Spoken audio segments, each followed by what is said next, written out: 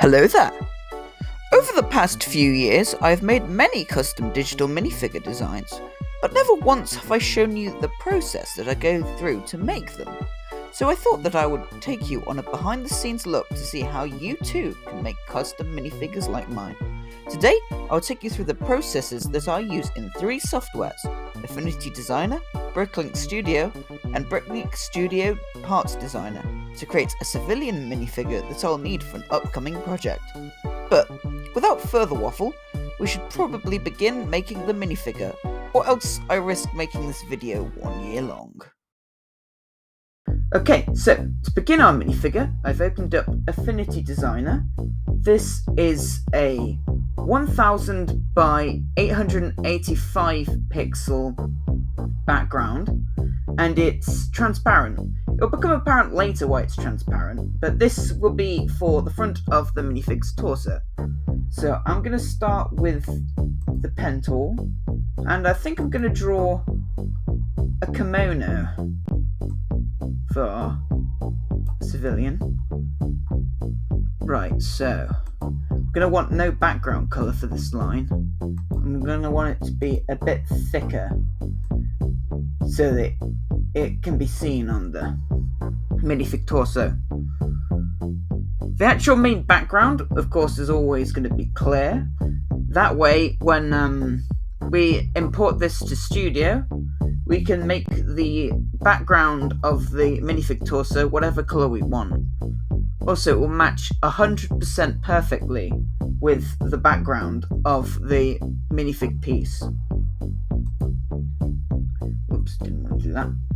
Okay, so now I'm going to do Control D to deselect this line. I'm going to start drawing another line. This will be the other side of the kimono, so they're overlapping. Cool. And we're going to make an undershirt. So I'm just going to draw along these lines,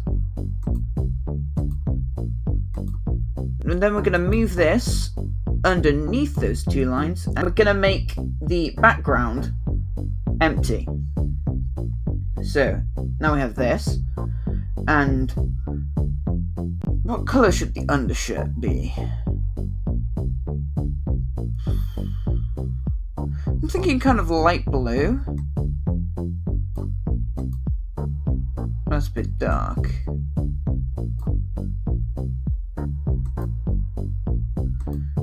I should always select this, but a common mistake I make is when I select that. But it's fine, you can sort it out. Something about a bit like this, probably. But this most likely isn't a Lego colour, so we're going to go find what the official Lego colour hex code is. Okay, so looking at rebrickable, we can see a number of the hex codes for a lot of Lego colours. Now I think we're going to go for a blue colour, but I'm thinking maybe a medium azure. So I'm going to copy this. Now we're going to go back to Affinity, and we can paste this hex code in here, like so. Which, we'll see how that looks in the end. On my normal laptop, I have these hex codes already programmed in, but that laptop is busy rendering images for an Instagram post, so we're working with this instead. So, for the sake of this video, I'll be referring to rebrickable for the rest of the colours. So, now, if we want to edit these curves, I can use this tool here, and we can just kind of move the curve around, or we could add nodes if we want to. But I don't think we need to add nodes, and I think the line does look alright, though maybe I'll move this one here. If this is very confusing, I recommend finding a full Affinity tutorial, because this is kind of a brief tutorial on how I make my minifigures, but like, I'm sure they could explain this better.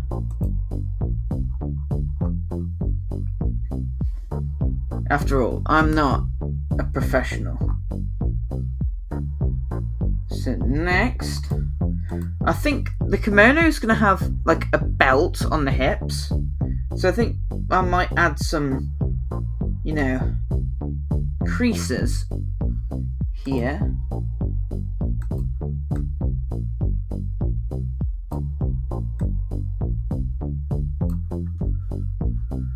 We're going to get rid of the outline here. And that is way too splodgy. So we're going to zoom in. And we're going to sort this out. So we're going to use that node tool. I'm going to use an Alt here to change the angle.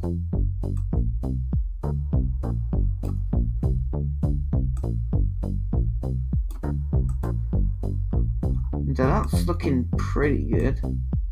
Because if you just move this without pressing the Alt key, then you'll move both sides. But if you use the Alt key, then you'll only move one side of this. Because usually these two blue lines, you see them, they would be in line, but now they're not in line, which is how we can get like this point, which is what we want.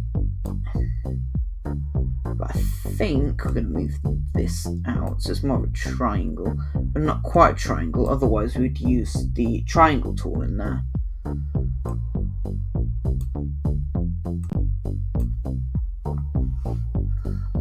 I'm going to zoom out. I'm going to squeeze that in, we're going to turn it a bit, like that. And there we go, there's a crease. Now I'm going to repeat this for a few more creases, and then I'll see you in a few minutes.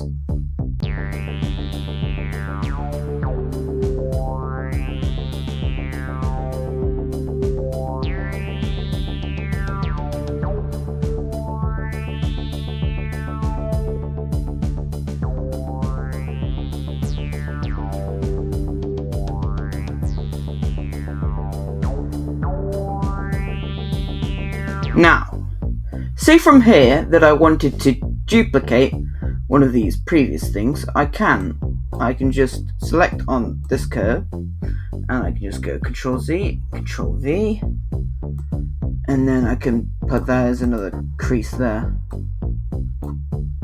That's using this normal select tool to move it, of course. And that should be our creases, though I might make some of these a bit bigger, so it looks a bit less like a line of them. This one could be curved in as well. This one can also be a bit bigger. There we go. Now, I think one last thing for this torso. Actually, no, two things. This shirt needs more detail. So we're going to have a neckline to this shirt. And to do that, I think we're going to use this ellipse tool. Just going to draw an ellipse, like so. And this ellipse is going to, it's underneath those lines. And we're going to have a yellow fill, which, according to rebrickable, will be...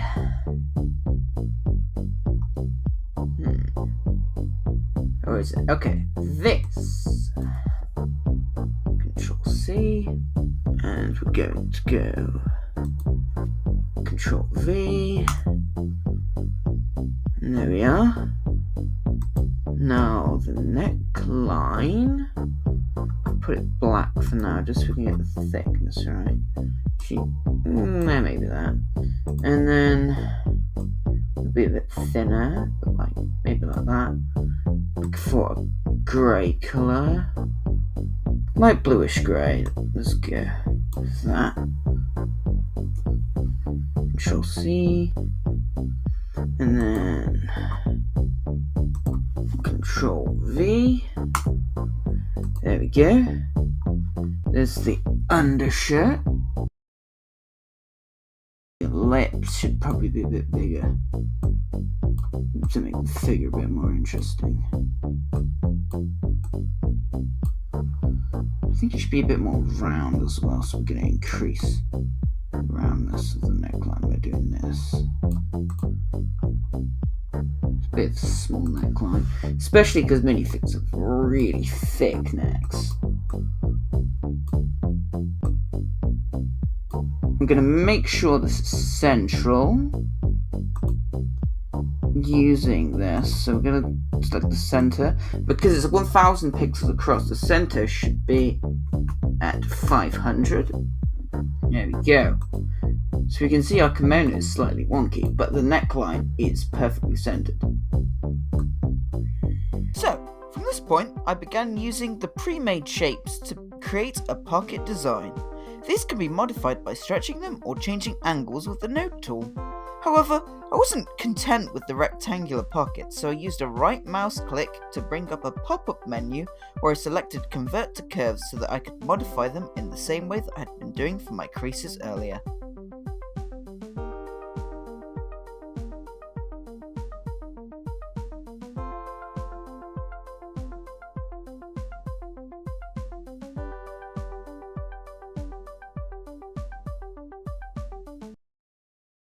For the most part, the back torso print was very simple and required a lot of the same techniques as the front, starting with producing a lot of creases, before turning to the neckline. I'm going to add in the back of the neckline, because I don't know where the neckline is on the original. So I'm going to go and export this as an image, and then I'm going to open that image in here. So now I can see where the neckline would need to be because it needs to attach to these. However, because the torso is behind this, we need to amend this to reflect that. So it's going to be the mirror image is what's facing forward from the perspective of the back. So we're going to transform with a flip in the horizontal.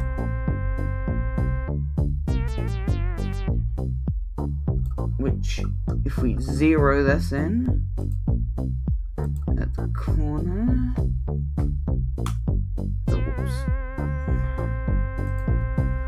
1000. There we go. Now we can see where our neckline needs to be, and as such we'll be able to continue the print.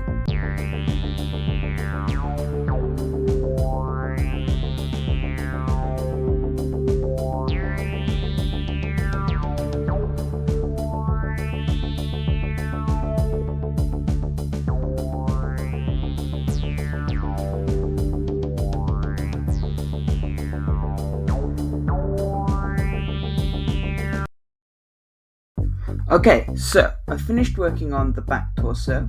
It's not perfect, but we'll see. I might modify it at the end. I'm not quite sure about this.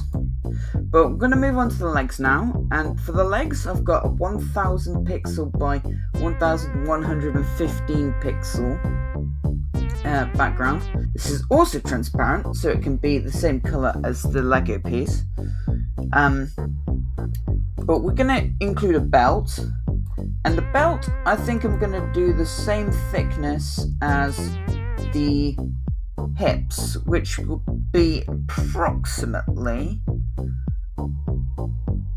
a height of 155 pixels and a width of 1000 pixels, and then we'll move this so that the corner is at 0,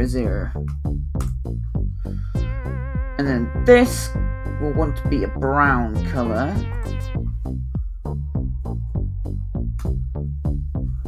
like that. Now it should probably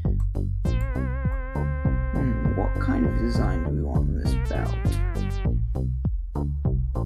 I think it should have some kind of a knot in it.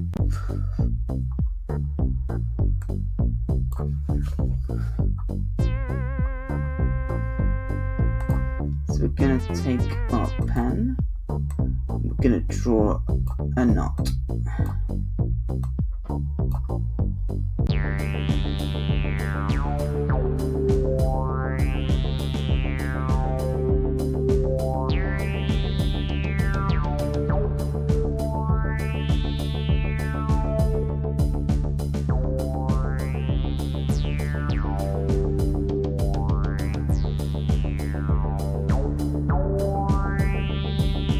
Okay, so after a while of tweaking around, I've got this belt design, which I think looks fairly good. Now, this we can turn on and off with this, which will be important later, but we're going to lock it for now. And I think now we're going to draw some like threads coming down, which will be on the leg print rather than the hip print, but it's important nonetheless. So that's what I'm going to do right now.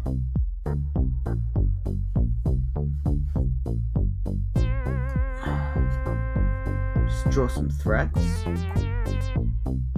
going to be quite wiggly, but not overly so. And then I think this one will be very small. And once again, I'm going to use the node tool to fix these. Make them perfect.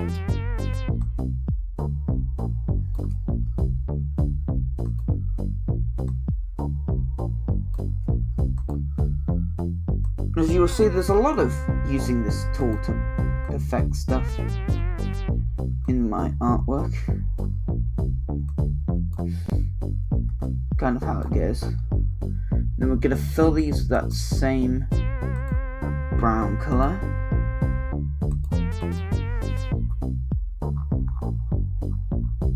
This one looks too stubby.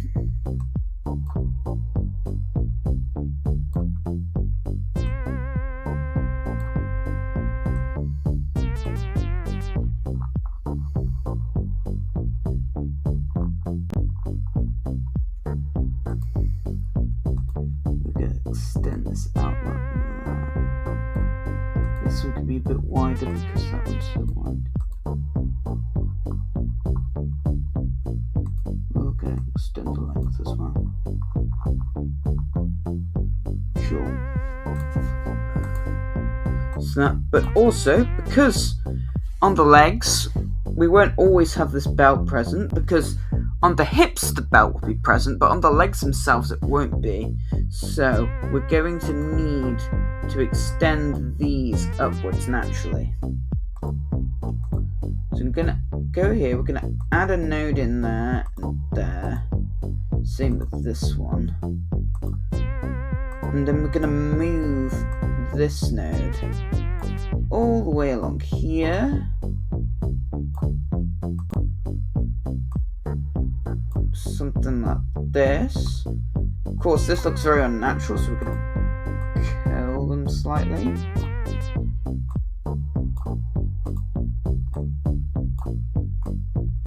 Like that.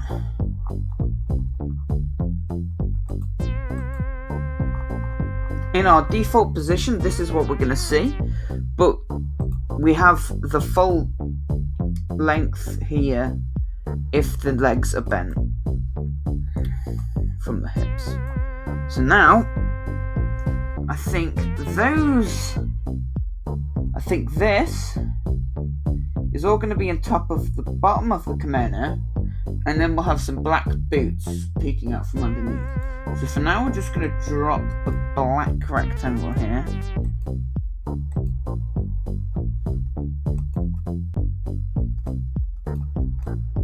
And then we're going to finish the kimono.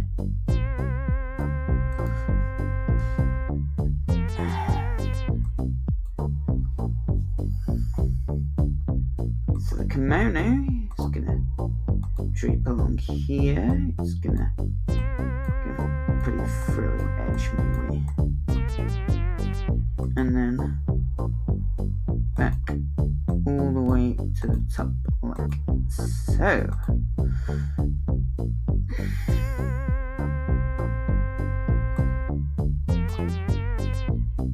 And we're going to go back to the torso. We're going to find the thickness of this which was 8.8. We're going to make this 8.8 thickness too, so this frills can be thick. Sus. Let's turn this off for now. It's hard to see. What's going on? These two need to move down though, so they're below everything else.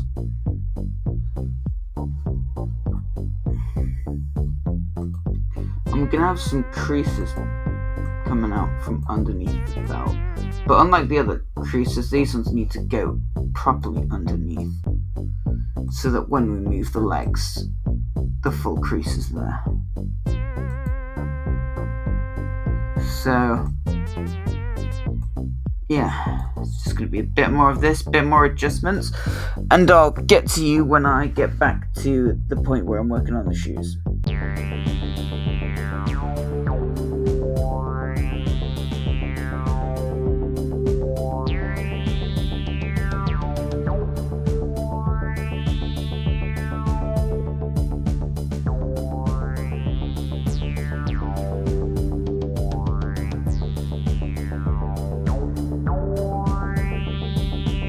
By this point, I had completed the kimono design, though I did later make some modifications to the neckline and flower print size. For now, I was occupied with making the shoes. Of course, I had the rectangle that I had added earlier, but it currently seeped through the bottom of the kimono. To fix this, I began tracing underneath the bottom of the skirt, making sure that every node was underneath the line. After this, I completed the shape such that the other three edges fell outside the canvas, such that the entirety of the shoes were completely filled in with a solid colour, for which I chose a dark bluish grey.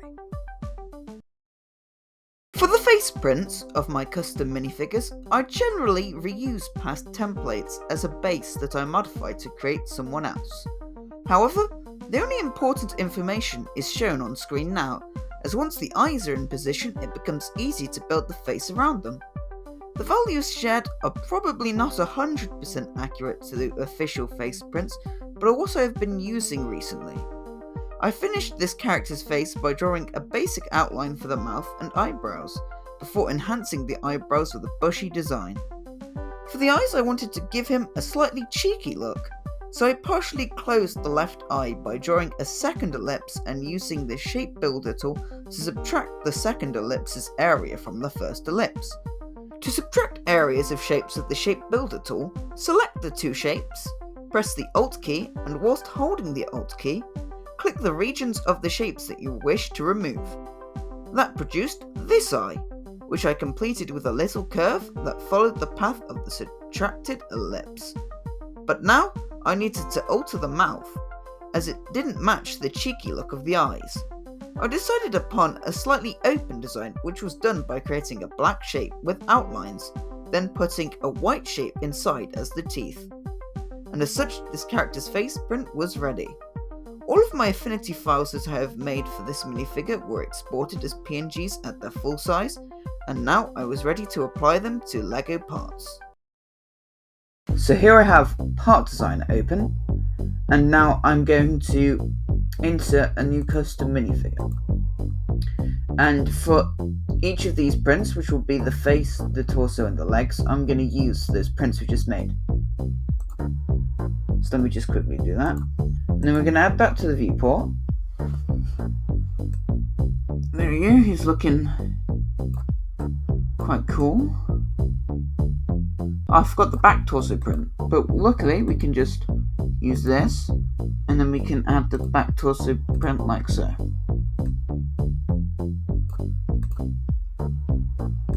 Wonderful. And there is our figure, looking quite nice and dandy.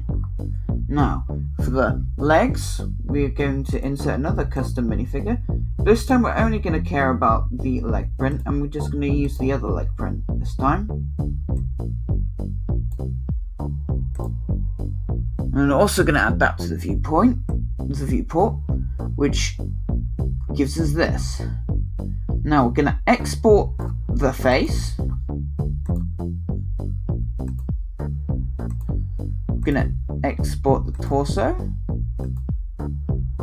We're going to export the hips. And we're going to export the legs.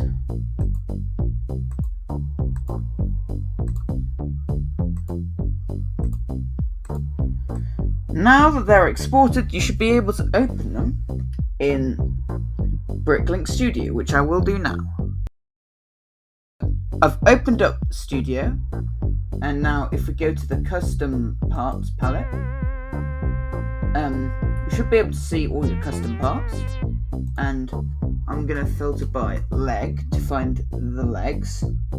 Now I've got quite a lot of legs in here, but there's one of our custom ones, and I think we'll make that a dark blue colour for this custom minifigure. And because the image was a PNG, the whole front of the leg, apart from our printed parts, is now also dark blue, which is good. Now we're going to find the other leg, which is here. And we're also going to make that one dark blue. Now we're going to find the hips. We'll make those dark blue also. Now, I think it's probably this one. And it is. Our torso. There it is. Nice. Now, the last custom piece is our head. We're going to make yellow. And I think it's this one. Cool. Now, everything else should be in the main section. So we're going to go for arms.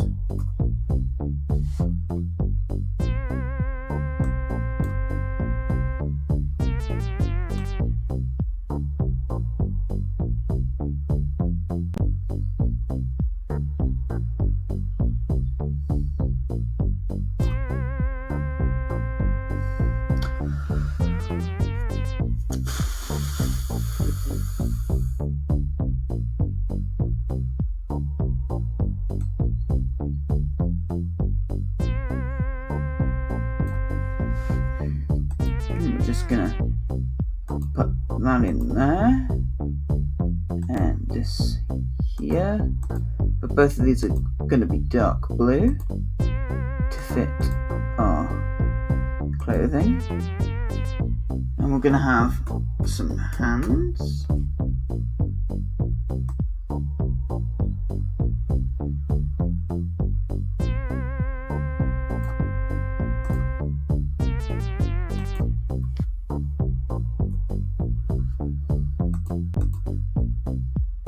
Gonna give this person some hair.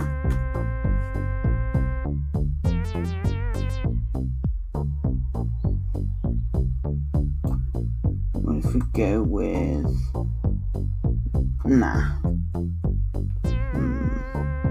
where's a classic male hairpiece?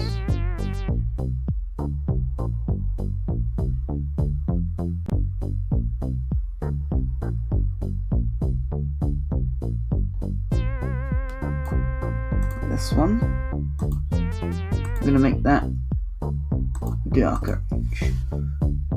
And here we go. Here's our custom minifig. Or we could make this a female if we wanted to also. But here they are. Now, I want to give this person a bag. Oops, not bad, bag. As I feel that that gives them a bit more to do. He might be walking somewhere with his bag, I don't know. Some reason to be walking by in the town. Now, what colour should this bag be? Maybe reddish brown, yeah? Yeah, that's good. We can hinge them back down. And there we go. Now, we can render this so we can see what he looks like as a final thing. So here we have our rendering. I'm going to put it on medium now because I don't want it to take too long. And just going to have a transparent background, and yeah, we'll keep the floor shadows on. I'm going to render this and see how he turns out.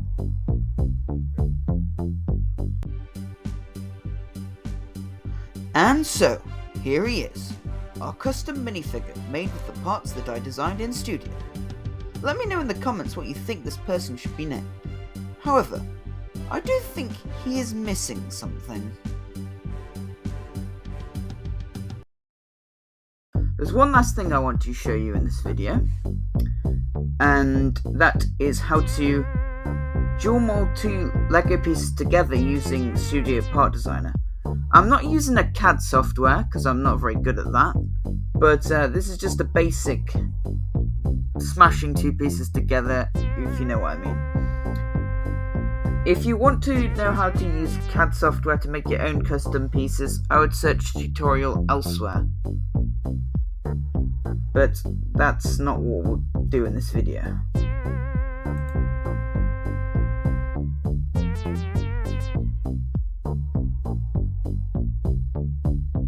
So I've opened up a new model here. I'm going to go get a hat piece.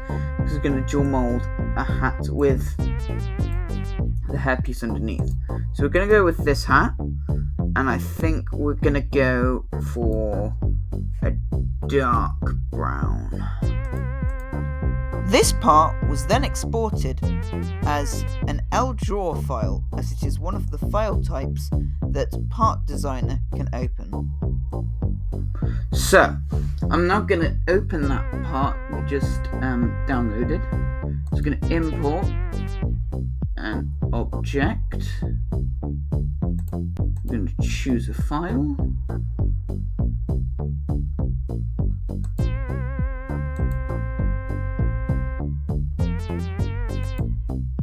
And here we go, here's the hat,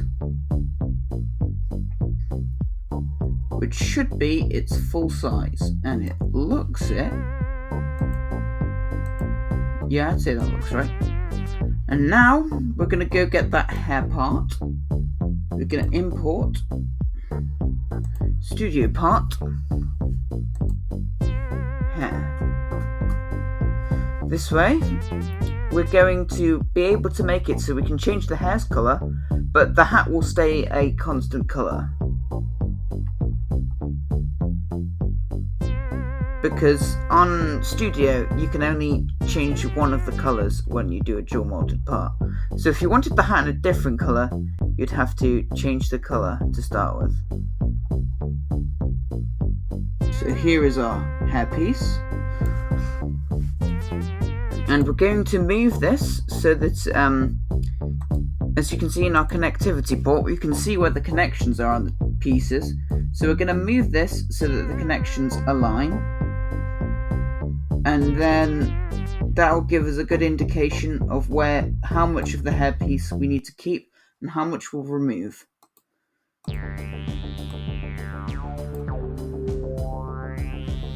To align these two, it is an iterative process of trialing and erroring different values until the two parts are resting nicely together.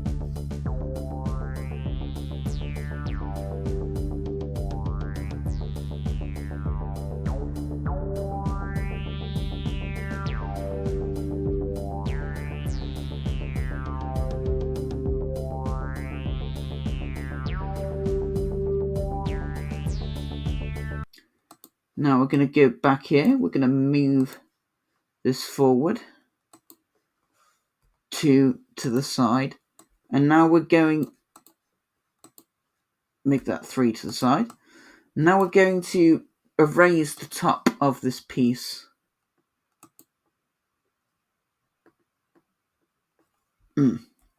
So we want to get rid of generate surface and create wall, because we don't want to do that. Now the best way to do this is probably to increase the size of this. So we're going to go 2 by 2. I'm just going to chop the top off like that.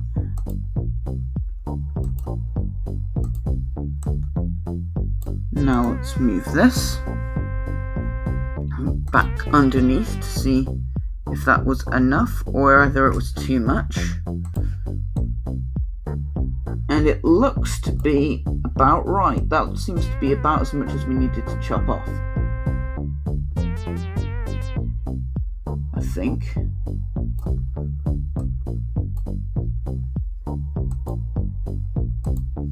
Yeah. So there's our new hair hat combo. And we can export that to Studio and then put that on a minifigure. Good. We're just going to do that by export to Studio. We'll call this hair hat combo. And we'll export all the parts, not just the selected, so that we get both things. And now we should have a dual molded part in our Studio. And if we go back to our minifigure,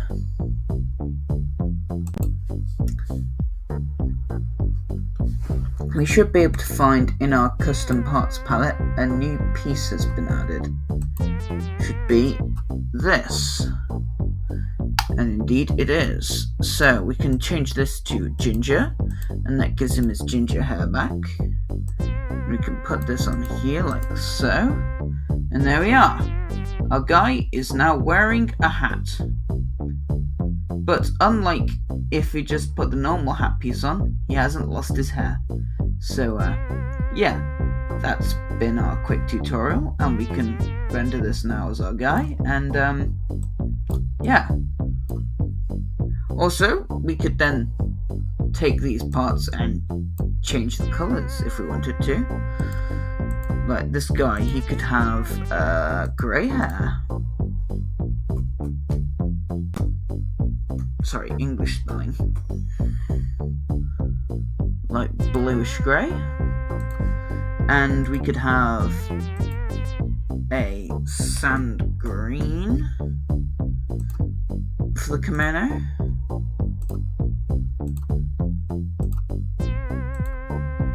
And this is all fine. You can just do it quick and easy like this.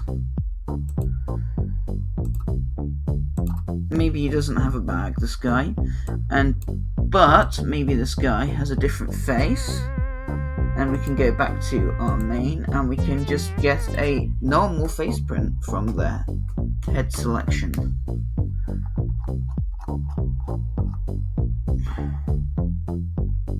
We could go with, for example,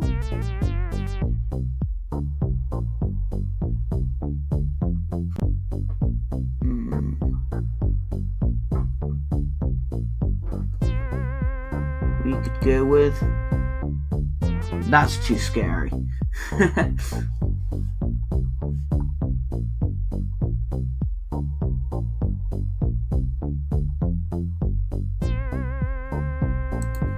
We could go with this face. And now we've got two completely different guys, just by changing a few bits around. And now I'm just gonna render these two, and then yeah. Actually, maybe I'll add a third character. And so I did. For this figure, I changed them to be a female. Then I rendered these 3 minifigures with the same tools that I did for the first figure. These minifigures can also be added to digital studio mocks, such as this recent one that I have made.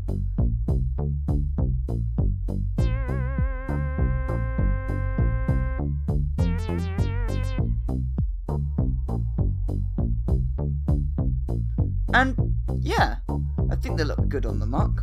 But that's about all I have to say and show you in this video. If you learnt anything from it, let me know in the comments below. If you use any of these techniques to build your own minifigures and want to show me what you have made, then feel free to tag me in a post on Instagram. But regardless, thanks for watching and goodbye.